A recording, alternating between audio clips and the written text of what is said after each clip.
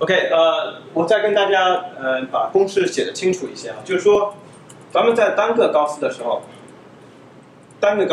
对吧？你有这些数据，然后想把这个参数给找出来，这个 theta， 那么你就要求它的 argmax of theta， 然后是什么？是 log， 是 sum of I 等于1到 n， 然后什么 log of 高斯，然后呢是每个数据对吧？它有一个均值，还有一个什么？还有一个方差，对吧？我们刚才说了，这个函数它有个名字，这个函数的名字叫什么？这个函数的名字叫 log likelihood， 对吧？这个函数名字叫 mu sigma， 还有这个大的 x， 这是它的 log likelihood， 对吧？那好了，我们要求这个，我们现在要求什么？求这个和这个，我们要求在这个函数里面，把这个 mu 跟 sigma 都最大化，是吧？所以我们要求 mu mle， 还有 sigma mle， 对吧？那 mu me 是怎么求呢？我们就是要把 delta log of mu sigma 对 mu 去求导，对吧？就这个函数，把这个函数对 mu 给求导。那么 sigma 怎么求呢？也是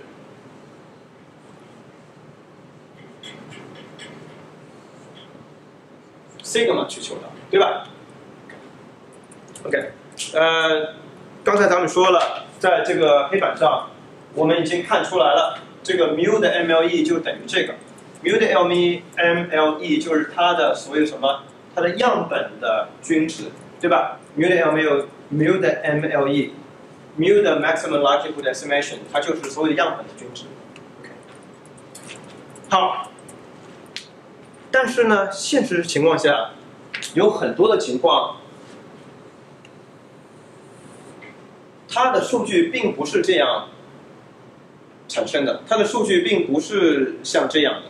有的时候吧，我们的数据都好像是这样。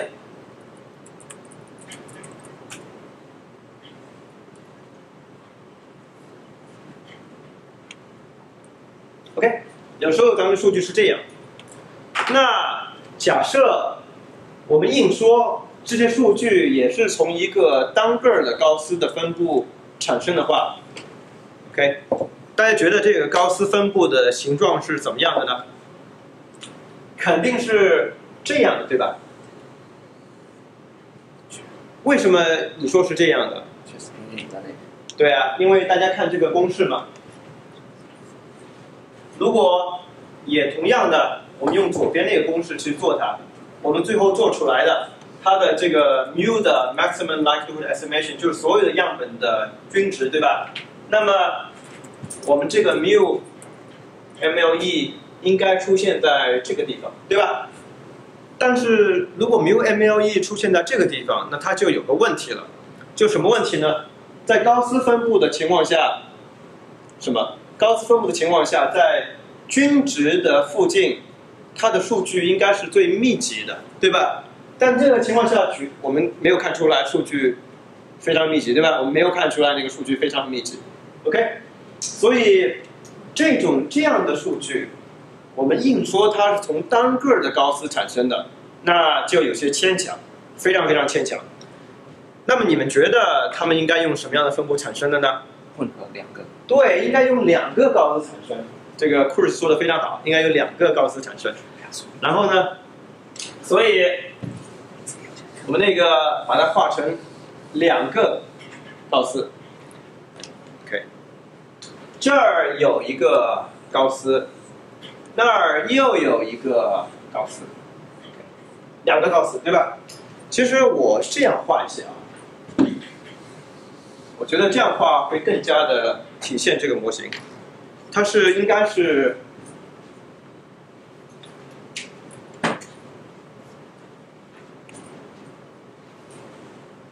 关系。我觉得对颜色的选择总是比较的，比如说这儿有一个高斯，高斯对称了，但是这图画上可能有些扭曲，但是我想画的意思是对称的。这儿又有一个，这儿又有一个高斯 ，OK。所以呢，在这个数据上，在某个数据的这个数据上，它既受到了这个高斯分布产生的概率是这些，它又受到了这个红色的高斯的分布产生的概率是这些。你是把这个红色的概率跟绿色的这个分布产生的概率都叠加起来 ，OK？ 所以在这个样本上，它受到了，我给它们都起个名字啊，这个叫 theta 1，然后它有它的均值叫 mu 1 sigma 1 ，OK？ 那个绿色的高斯，我们把它叫做 theta 2，应该说绿色的高斯的参数我们把它叫做 theta 2，那它又有一个 mu 2 sigma 2，OK？ 还有就是我想跟大家朋友们说一下，如果觉得我的视频里面，它有些我说的东西并不非常的规范的话，请给我写信，因为在这个录音的过程情况下，我们说的话会比较 casual 一些 ，OK， 所以请大家就是经常给我写信 ，OK， 然后呢，你是所以这个样本受到这个高斯分布产生的概率是这些，红色的这个高斯产生分布是这些，你把这些概率都叠加起来 ，OK， 然后它就变成了一个高斯混合模型。所以说就是说最后你得到的那个模型，它其实是应该这样的，应该是。最后是这样上去一些，然后这儿有个叠加，这儿叠加应该是这样出现在差不多这样 ，OK， 这个才是高斯混合，因为两高斯要叠加起来嘛，叠加起来这部分叠加起来，我可能画的不是最标准的，但大家知道这是什么意思对吧 ？OK，All right， 那么这样的高斯混合模型，我要写了，这个是一个。画支好的笔。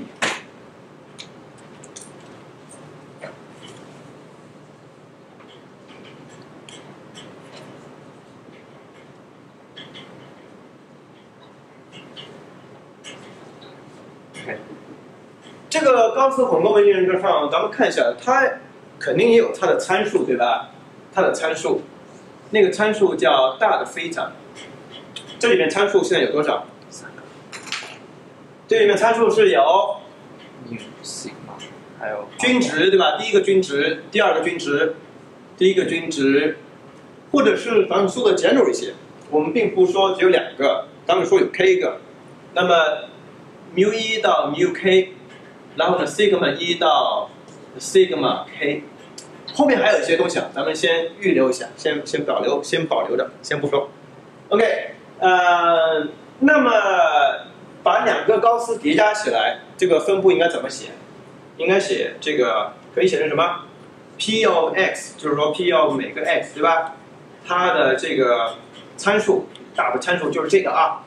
它把两个高斯叠加起来，那么肯定是 sum L 等于1。我们写 k 吧 ，k 这个时候 k 等于2啊，但是它可以有很多 k。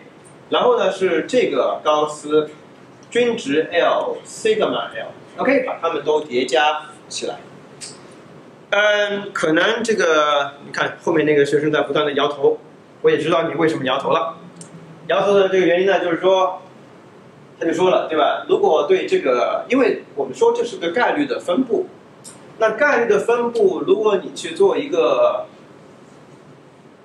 对这个 xi 做一个积分的话，它应该是等于1，对吧？这是概率分布的这个定义，但是呢，我们在这个时候做一个积分的话，它出现的是 k， 因为什么？因为你看，这就是每个高斯它做积分，它都会是等于1，那么有 k 的高斯叠加起来，那肯定它是等于是这个肯定是会等于是那个 k， 对吧？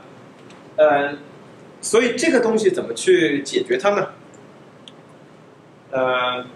你说？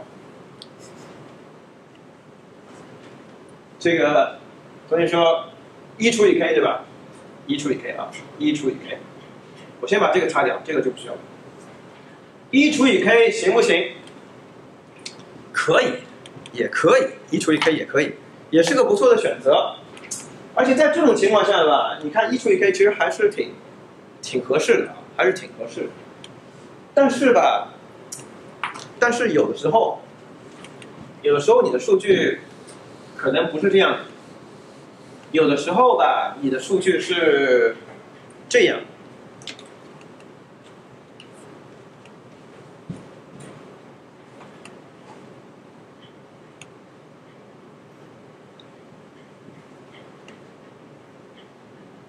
OK， 有的时候你的数据是这样，你看这个我画的极端一些啊，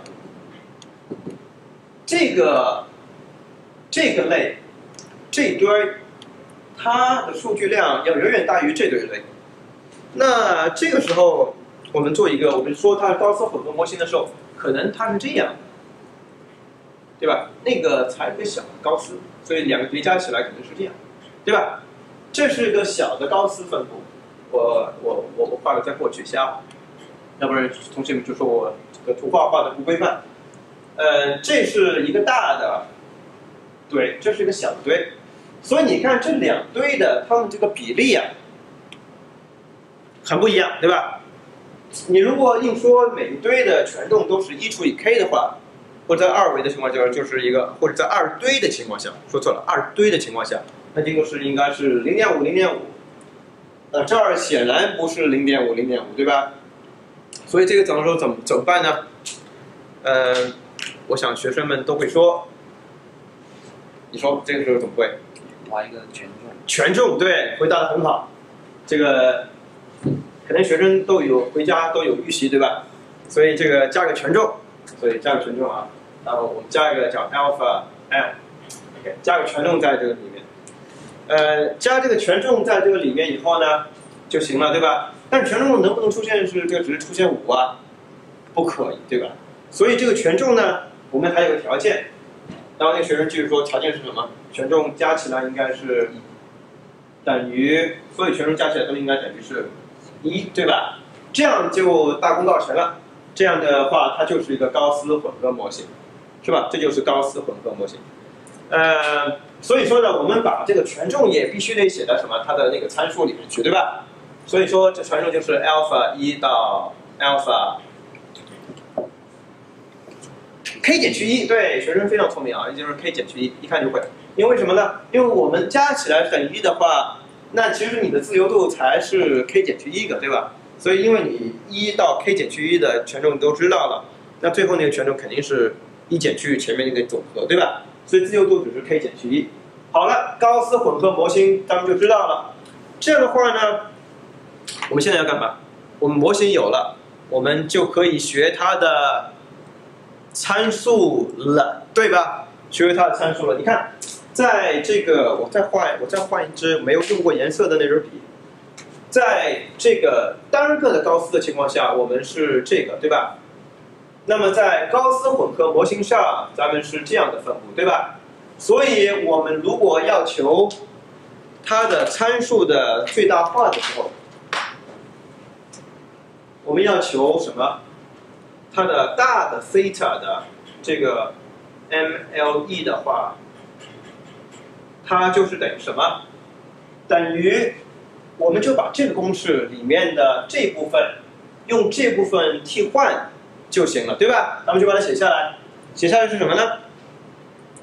换支笔啊。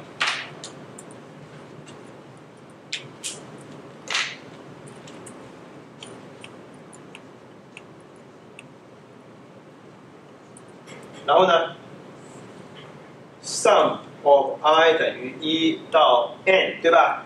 然后再把什么？再把这个 log， 对吧 ？log 也要写，然后再里面写个中括号，这个应该写个大括号 ，OK， 大括号。中括号再把这个东西放在里面去。